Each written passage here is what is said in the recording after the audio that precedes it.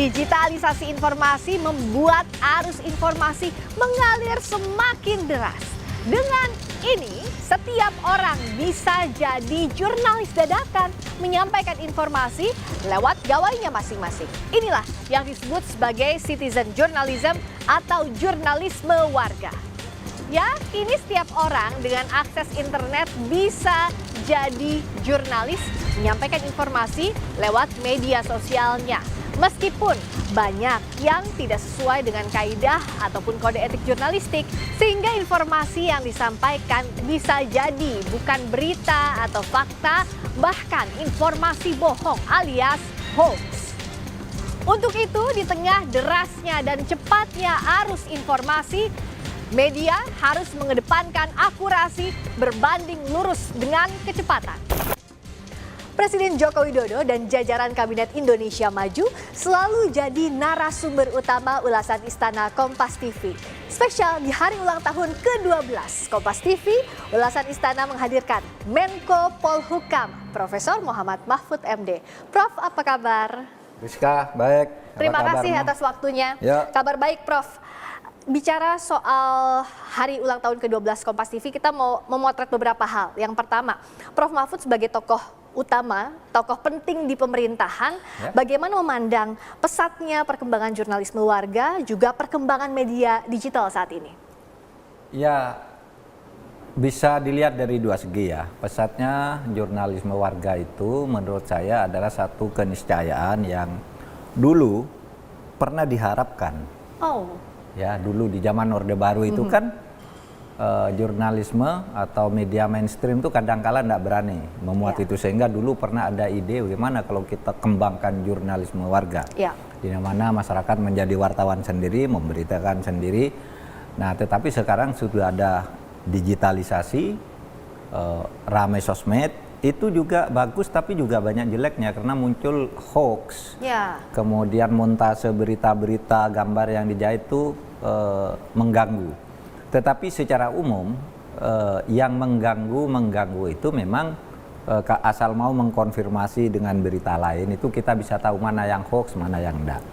Nah, oleh sebab itu saya menganggap munculnya jurnalisme warga seperti sekarang ini bagus, tetapi harus diatur karena terkadang masyarakat itu lebih banyak yang tidak tersentuh oleh literasi digital, sehingga mudah percaya begitu saja. Ya, kalau pemerintah itu menyikapi, pertama kita membuat rancangan undang-undang ITE, rancangan undang-undang ITE, kemudian juga membangun restoratif justice, ya, aturan-aturan tentang restoratif justice. Lalu juga meskipun lebih banyak kepada platform, tetapi sering digunakan oleh medsos, kita membuat publisher right, rancangan itu. Peraturan Presiden tentang publisher rights yang sekarang sudah ada di meja Presiden. Nah, Prof, bisa kita katakan bahwa jurnalisme warga ini bagaikan dua sisi mata uang, begitu ya. Ada dampak positifnya, tapi ada juga negatifnya. Tadi Prof juga sudah menjelaskan bahwa ada paket aturan yang dirancang pemerintah. Bagaimana ini bisa dikatakan sebagai jawaban atas tantangan tadi, Prof? Karena tantangan yang paling besar itu adalah hoax dan fitnah. Dan karena itu menyebar luar biasa, kemudian menyebabkan masyarakat gaduh, aparat kewalahan juga. Oleh sebab itu kita buat tentang restoratif justice. Kalau medsos itu sifatnya hanya gurauan dan sifatnya pribadi, bisa diselesaikan di luar di luar pengadilan lah. Kemudian kita buat juga rancangan undang-undang ITE revisi. Nah, di situ kita tidak sembarangan menghukum orang. Nanti masalahnya itu biasanya muncul masuk tahun pemilu. Sekarang sih suhunya kan kalau kata Pak Presiden sudah mulai angkat-angkat kuku gitu ya, Prof. Nah, tapi bicara soal tahun pemilu, evaluasi dari tahun-tahun sebelumnya kita menghadapi hoax itu apa pelajaran yang bisa diambil dari pemerintah dan apa antisipasinya? Kalau pemerintah tadi membuat aturan tentang restoratif justice, kemudian ada cyber police ya, cyber polisi, yang itu juga sering memblok. Kemudian di pemerintah sudah aturan, di polisi ada, di Kominfo ada, itu untuk memblokir berita-berita yang sekiranya membahayakan gitu. Ya. Itu jalan karena saya itu hampir setiap hari mendapat laporan. Hari ini kami take down sekian akun. Itu bisa sampai ratusan setiap harinya gitu. Itu jalan, cuma memang perkembangannya di tengah-tengah masyarakat tetap banyak sehingga seakan-akan kita tuh kok diem aja enggak juga gitu. Di tengah-tengah masyarakat yang literasi digitalnya masih lemah, berita yang pertama dia baca, berita yang pertama dia anggap betul lalu di-share, lalu dikembangkan dengan gosip-gosip baru dan sebagainya. Nah, itu yang mungkin harus kita atasi bersama lah. Dan saya berharap media mainstream itu tetap tumbuh karena begini. Kalau medsos yang menggunakan digital secara liar, meskipun kadangkala akunnya dikenal, itu sulit dimintai pertanggungjawaban, ya kan? Betul. Tapi kalau mainstream seperti Kompas, alat untuk menyaring dan untuk meluruskan berita yang hoax yang tidak. Kalau Anda di medsos ada hoax karena ketakutan, yang buat lari HP-nya dibuang, dicari, ya bisa diketemukan tapi kan lama. Tapi kalau misalnya Kompas bikin berita atau mendengar berita gitu, kan saya sering kirim ke Anda gitu. Anda belum tanya pun saya kirim ini tidak benar, disiapkan. Sering kita yang ganggu, Prof, ini apa tanggapannya soal ini? Iya, nah, itu jadi media mainstream itu masih tetap diperlukan. Tapi media yang medsos itu ya kita tata dengan cara-cara tadi. Karena suatu keniscayaan juga ya, Prof? Keniscayaan. Kalau literasi digital tanggung jawab bersama. Spesifik Kompas TV sudah menginjak tahun yang ke-12. Prof Mahfud, bagaimana melihat Kompas TV sebagai sumber berita yang independen terpercaya? Bagus, saya ikuti terus. Dan itu apa yang terjadi hari ini bisa jelas hari ini bagi saya. Sehingga ketika besok ada wartawan telepon, tengah malam wartawan telepon, apa Pak itu? Saya sudah tahu masalahnya sehingga saya tinggal cari jawabannya, kan gitu. Oleh sebab itu ya bagus Kompas TV. Saya senang ada Kompas TV dan ya media-media mainstream yang masih berani bertahan di tengah situasi banyaknya hoax seperti sekarang ini. Tentu ini tanggung jawab besar juga ya Prof Mahfud. Dan harapannya Prof Mahfud di hari ulang tahun ke-12 Kompas TV ini apa, Prof?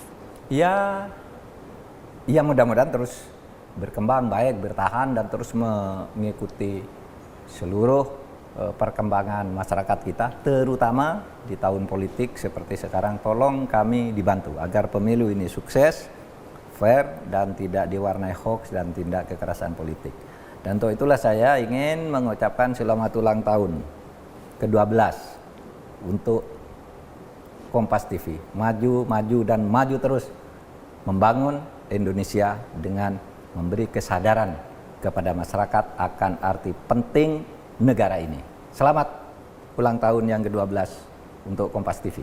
Amin, amin. Terima kasih banyak Prof Mahfud sudah hadir di ulasan Istana Kompas TV spesial hari ulang tahun ke-12 Kompas TV. Menko Polhukam, Profesor Mahfud MD. 12 tahun Kompas TV sebagai media arus utama senantiasa jadi sumber kepercayaan publik dalam mendapatkan berita yang aktual, faktual, serta independen terpercaya.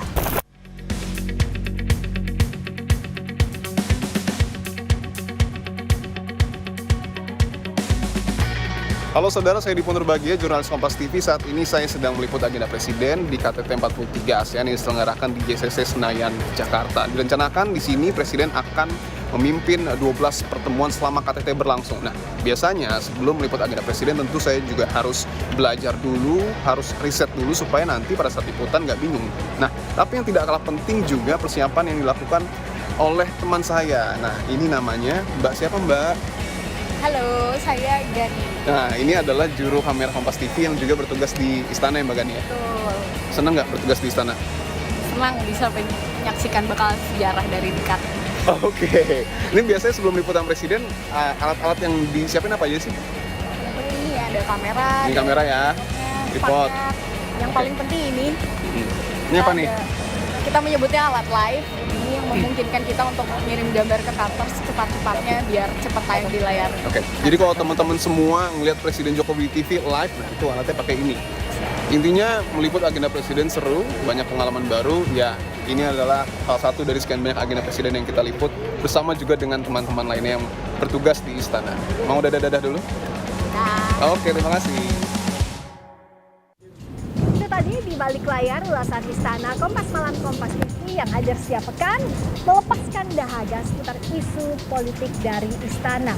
Di hari ulang tahun ke-12 Kompas TV, kami sajikan topik terpanas soal atraksi politik. Hanya jeda beberapa hari setelah Presiden Jokowi mewanti-wanti ojo kesusu mendukung capres-cawapres karena atraksi politik belum usai, manuver mengejutkan pun terjadi. Nasdem dan PKB mendeklarasikan Anies Muhaimin berujung hengkangnya Demokrat dari Koalisi Perubahan untuk Persatuan.